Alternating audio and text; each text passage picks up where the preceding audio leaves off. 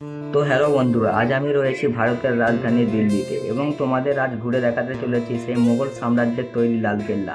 এটি 1648 খ্রিস্টাব্দে মোগল সম্রাট শাহজাহানের নেতৃত্বে তৈরি হয়েছিল। তো চলো ভিডিওটা চালু করা যাক। भैया जी कभी हंस भी लिया करो।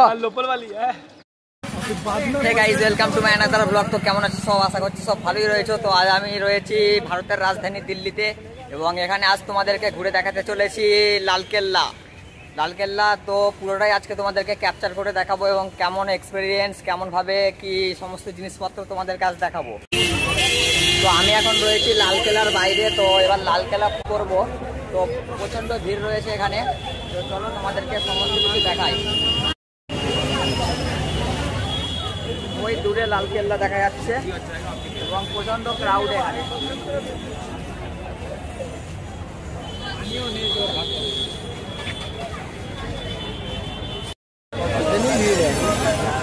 लोकल वाली है,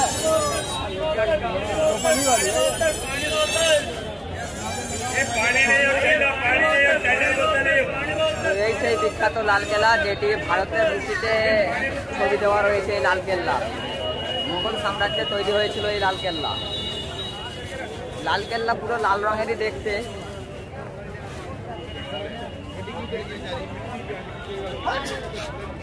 এই লালকেল্লায় এখন এসে সমস্ত মানুষ এখানে কেউ ছবি তুলছে, কেউ বসে আছে, কেউ খাওয়া দাওয়ার খাচ্ছে। তো এখানে প্রচণ্ড ক্রাউড প্রত্যেক দিনই এখানে দেখা যায়। তো এই হচ্ছে সেই মোগল সাম্রাজ্যের তৈরি লালকেল্লা, যেটি খুবই বিখ্যাত এবং আমাদের ভারতীয় রুপিতে এর ছবি দেখা যায়। ভাইরে ভাই, এটি হলো সেই লালকেল্লা যেটিকে দেখার জন্য দূর দূরান্ত থেকে মানুষ এখানে এসে থাকে, যেটি পুরোটাই লাল পাথর দিয়ে তৈরি।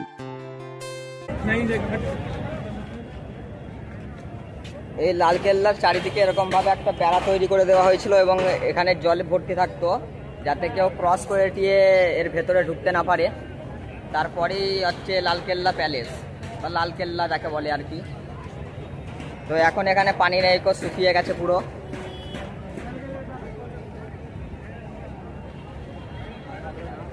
এই লালকেল্লায় এসে একটা নতুন টাইপের গলার হার পেয়েছি আমি। এই গলার হারটা পরে ঘুরে বেড়াচ্ছি এখানে। এই হচ্ছে লালকেল্লা এবং এখানে সেই আমার সেই ভাইগুলোও আছে সঙ্গে। ভাই হাই বলে দাও। এরা বাংলা বোঝে না। এই ভাইটা বাংলা বোঝে, কিন্তু এটা হায়দ্রাবাদি, তেলেগু। এর কাকু মারাঠি, মারাঠা সাম্রাজ্য।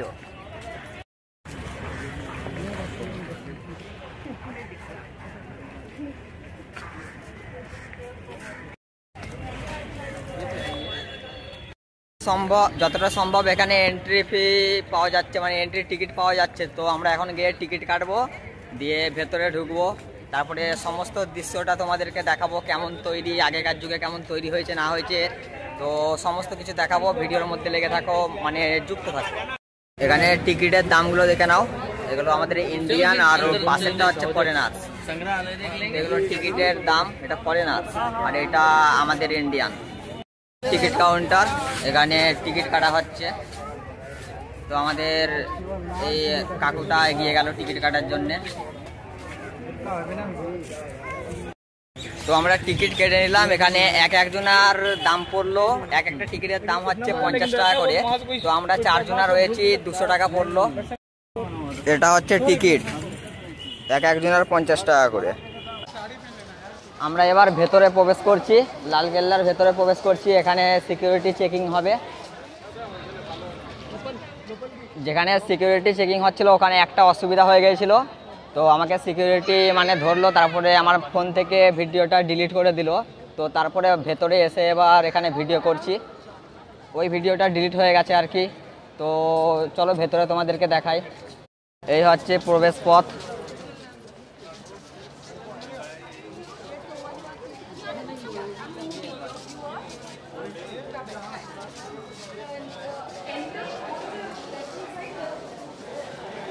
এই আমরা ভেতরে চলে এলাম।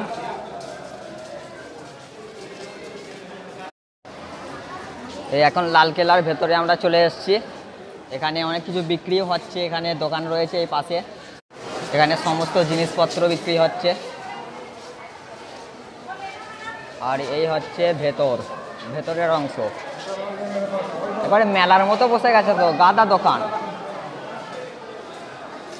এখানে সমস্ত মানে মেয়ে মানুষদের জিনিসপত্র বেশিরভাগ পাওয়া যাচ্ছে।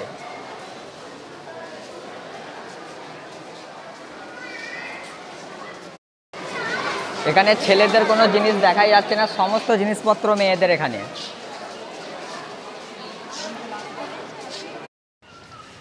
আজ রবিবার তো কোনো কারণে আজকে মিউজিয়াম বন্ধ আছে লালকেল্লার, না হলে মিউজিয়ামে গিয়েও তোমাদেরকে দেখাতাম। অবশ্য মিউজিয়ামে আমাদেরকে ভিডিও করতে দিত না। লালকেল্লার ভেতরে আবার এরকম একটা বড় বাগান টাইপের রয়েছে। আগেকার রাজারা হয়তো এখানে চলাফেরা করতো, হয়তো বৈকালের টাইমে ঘুরে বেড়াতো নিজেদের রানীদের সঙ্গে। তো এই হচ্ছে সেই বড় বাগ। এই একটা বড় সড়ো বাগান, খুবই সুন্দর লাগছে। এখানে সমস্ত মানুষ বসে আছে।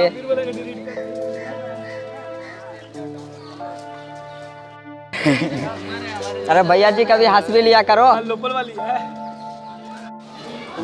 এটা সেই ঐতিহাসিক জিনিসপত্র, মানে এখানে বেশ আরবিতে কিছু অক্ষর লেখা রয়েছে এবং ডিজাইন তৈরি করা আছে।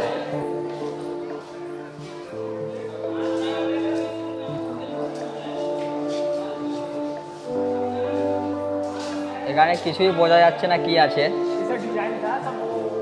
এখানে হয়তো কোনো জিনিস রাখা ছিল অথবা ডিজাইন তৈরি ছিল।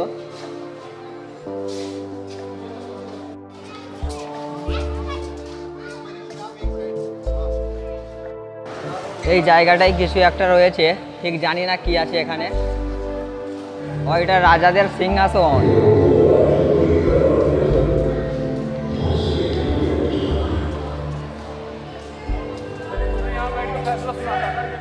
এখানে এটা হচ্ছে রাজার সিংহাসন, এখানে দরবার বসতো।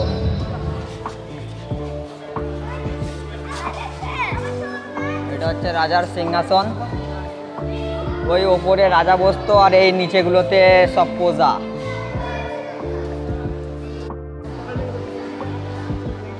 রাজার দরবারে আসার জন্য এতটা পথ হেঁটে আসতে হতো প্রজাদের।